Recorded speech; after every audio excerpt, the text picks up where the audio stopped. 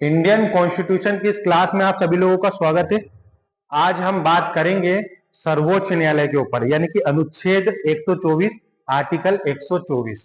सर्वोच्च न्यायालय संशोधन विधेयक 2019 के अनुसार सर्वोच्च न्यायालय में एक मुख्य न्यायाधीश होगा तथा अन्य 33 न्यायाधीश होंगे।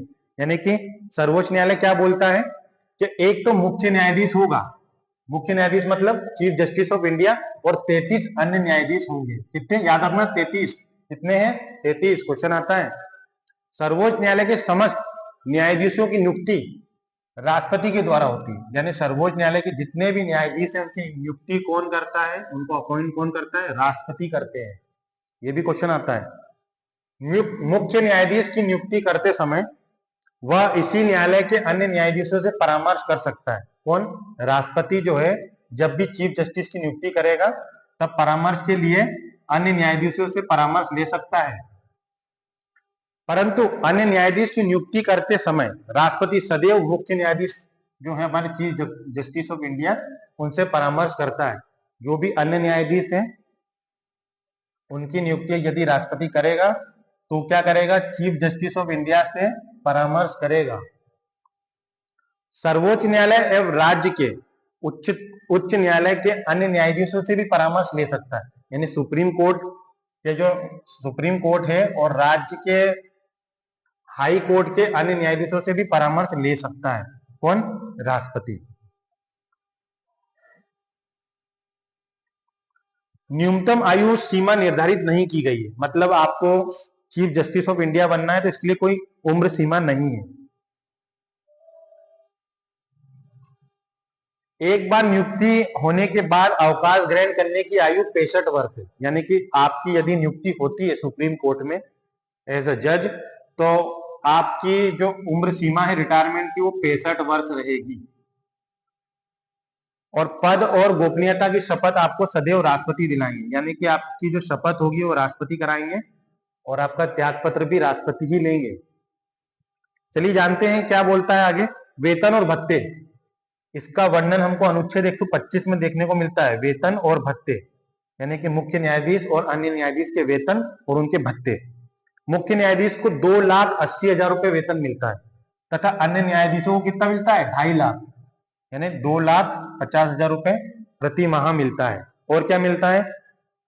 इसके अलावा उन्हें निःशुल्क आवास मिलता है, रहने के लिए घर मिलता है। अन्य सुविधाएं जैसे क्या मिलती है? चिकित्सा भी मिलता है, मतलब मेडिकल, कार, टेलीफोन आदि बहुत सारी सुविधाएं मिलती है। देखते रिटायरमेंट के वक्त क्या मिलता है।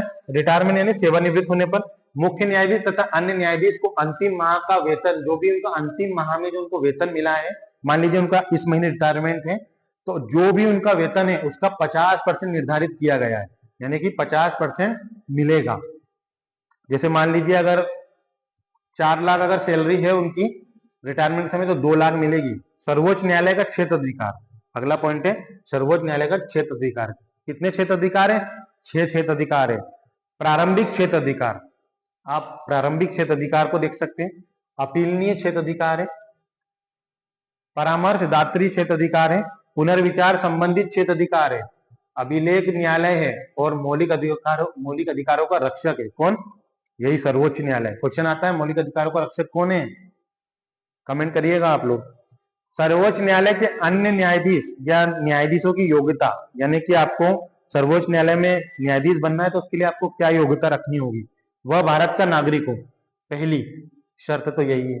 दूसरी है वह किसी उच्च न्यायालय अथवा 2 या 2 से अधिक न्यायालयों में लगातार कम से कम 5 वर्षों तक न्यायाधीश के रूप में कार्य कर चुका हो। यानी कि किसी भी उच्च न्यायालय में या 2 या 2 से अधिक न्यायालयों में लगातार कम से कम कितने? 5 वर्षों तक न्यायाधीश के रूप में कार्य कर चुका हो, पहली।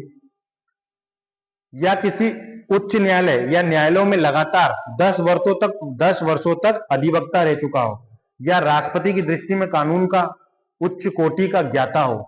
ये शर्तें हैं, तब जाके क्या होगा? तब जाके आप मुख्य न्यायाधीश यानी चीफ जस्टिस ऑफ इंडिया बनोगे या न्यायाधीश बनोगे। हमारा अनुच्छेद 124 यहाँ खत्म होता है। अब हम इसके बाद हम बात करेंगे अगले वीडियो में 214 आर्टिकल, यानी कि उच्च न्यायालय यानी हाई कोर्ट। वो 2 पार्ट में आएगा। क्यों? क्योंकि हम हाई कोर्ट भी जानेंगे। कि हमारे भारतीय संविधान में कितने हाईकोर्टों का वर्णन है। मेरे वीडियो डालने से पहले आप लोग कमेंट करिएगा कितने हाईकोर्ट है। तब तक आप लोग सुरक्षित रहिए और यूं ही मुस्कुराते रहिए और मुझे जरूर देखते रहिए।